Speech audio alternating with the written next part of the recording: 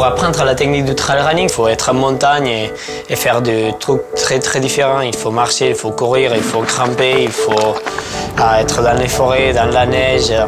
Puis c'est s'adapter et passer des heures à la montagne pour habituer ton corps à ces milieux-là.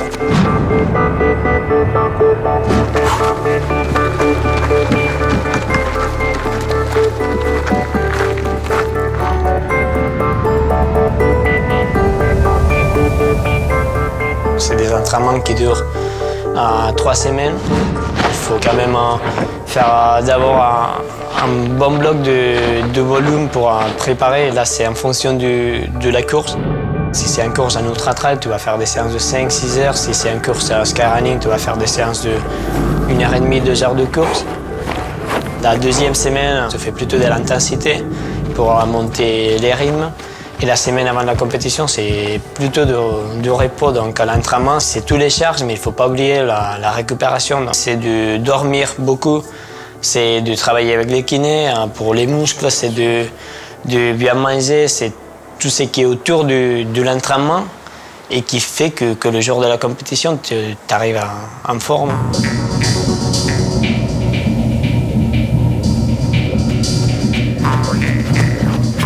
C'est important de s'entraîner en altitude.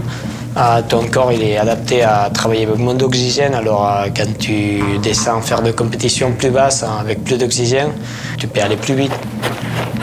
Dans les montées, on va essayer toujours de courir dans l'avant de pied et puis faire de petits pas pour dépenser le moins. Puis quand c'est très raide, il faut marcher. On va essayer de pousser avec les bras, les jambes. On pense que les jambes, c'est des bâtons, et puis avec les bras, on pousse les jambes pour transférer les forces des bras aux jambes. Dans les plats, après, c'est la technique de course en athlétisme. C'est essayer toujours d'être sur l'avant du pied pour ne pas perdre le temps d'impulser, et puis essayer de faire des longs pas, puis essayer de dérouler le maximum.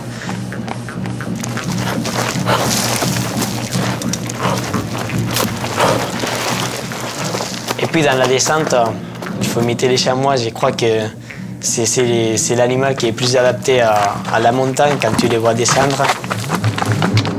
Vu ces techniques, ils se mettent plutôt sur les jambes derrière, ils essayent de glisser dans la neige, dans les rochers. Et là c'est pareil, on va essayer de se mettre avec les talons, essayer de glisser dans la neige ou dans les rochers. J'ai entre 88 et 92 en BE2 max. Et puis en fréquence maxime, je suis à 205 pulsations minute. Et en pulsation repos, le matin, j'enlève à 34-35 pulsations.